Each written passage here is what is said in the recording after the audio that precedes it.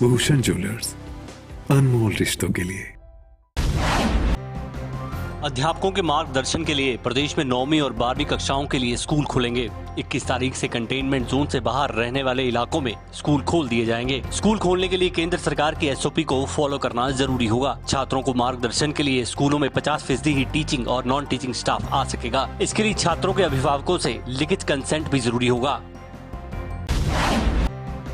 Corona महामारी के बीच जैसे ही अनलॉक की प्रक्रिया शुरू हो चुकी है, वैसे ही परिवहन विभाग ने नाइट बस सेवा भी बढ़ा दी है। अब 3 की बजाय 12 रूटों पर नाइट बस सेवा शुरू होने जा रही है। परिवहन मंत्री बिक्रम सिंह ठाकुर ने कहा कि प्रदेश सरकार ने 12 रूटों पर नाइट बस सेवा चलाने का निर्णय लिया है। इन सभी रूटों पर बसों की बुकिंग ऑनलाइन माध्यम से उपलब्ध रहेगी। सारी जानकारी ऑनलाइन प्लेटफॉर्म में उपलब्ध रहेगी। वही कंगना को लेकर हिमाचल के खिलाफ बोलने पर उर्मिला मातोंडकर को धर्मशाला के वकील ने लीगल नोटिस भेजा है।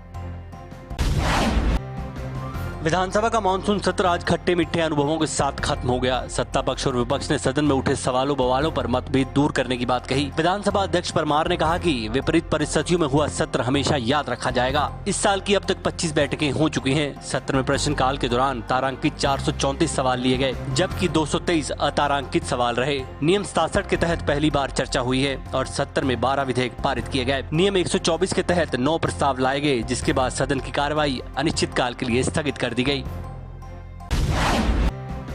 विधानसभा के सभी सदस्यों की मांग पर विधायक निधि को 50 लाख करने का निर्णय लिया गया। मुख्यमंत्री जयराम ठाकुर ने सदन में वक्तव्य के दौरान इसकी घोषणा की। उन्होंने कहा कि आर्थिक हालातों को देखते हुए विधायक निधि को निरस्त किया गया था। इसकी पहली किस्त 25 लाख अक्टूबर में जारी कर दी जाएगी और बाकी की राशि पंचायत चुनावों के बाद बहाल होगी। नवम्बर में पंचायत चुनाव को लेकर आचार संहिता लागू हो जाएगी। नेता प्रतिपक्ष मुकेश अग्निहोत्री ने सरकार का धन्यवाद किया और पूरी विधायक निधि को बहाल करने की मांग की। साथ ही उन्होंने उद्घाटन और शिलान्यास में विपक्ष के विधायक का नाम भी टिका में लगाने को कहा। इस पर मुख्यमंत्री ने विचार की बात कही।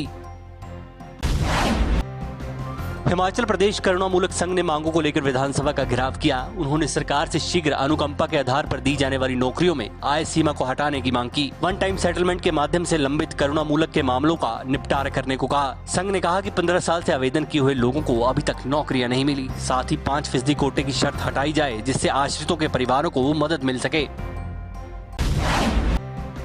पूर्व मंत्री जीएस बाली ने बढ़ती बेरोजगारी और रेलवे के यूजर चार्जेस के फैसले को गलत बताया। जीएस बाली ने कहा कि बेरोजगारी जैसे गंभीर मुद्दे पर आज कोई विचार नहीं किया जा रहा। केंद्र सरकार हर चीज पर चार्जेस लगा के महंगाई बढ़ा रही है, जिसका खासा असर गरीब जनता पर पड़ रहा है। केंद्र सरकार ने अब रेलवे सफर पर भी यूजर चार्जेस लगाने का फैसला लिया है, जो बिल्कुल गलत है। इस जन विरोधी फैसले को सरकार जल्द वापस ले। वही देश की जनता को भी ये सोचना चाहिए कि आज देश किस दिशा में जा रहा है।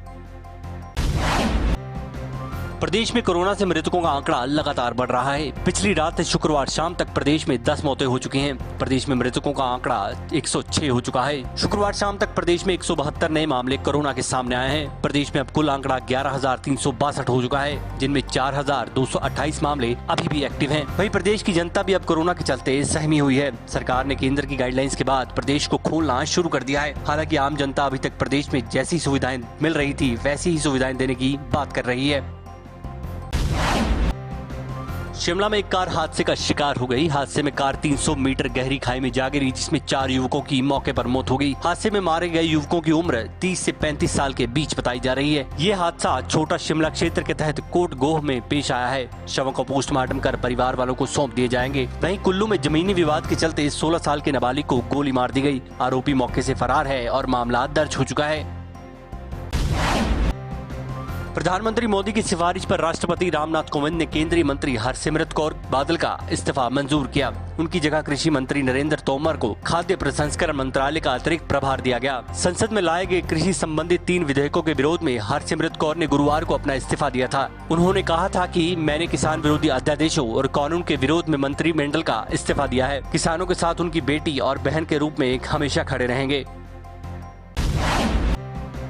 प्रधानमंत्री मोदी ने किसान विधेयकों के विरोध मामले में सरकार का पक्ष स्पष्ट किया। मोदी ने इन 3 विधेयकों को किसानों के हित में बताते हुए विपक्ष पर झूठ बोलने का आरोप लगाया। उन्होंने कहा कि किसान और ग्राहक के बीच जो बिचौलिए होते हैं, उनसे बचाने के लिए ये विधेयक लाए जाने आवश्यक थे। विपक्ष ये झूठ फैला रहा है कि सरकार द्वारा किसानों को MSP का लाभ नहीं दिया जाएगा, जो सरासर झूठ है। हमारी सरकार किसानों को MSP के माध्यम से उचित मूल्य दिलाने के लिए प्रतिबद्ध है।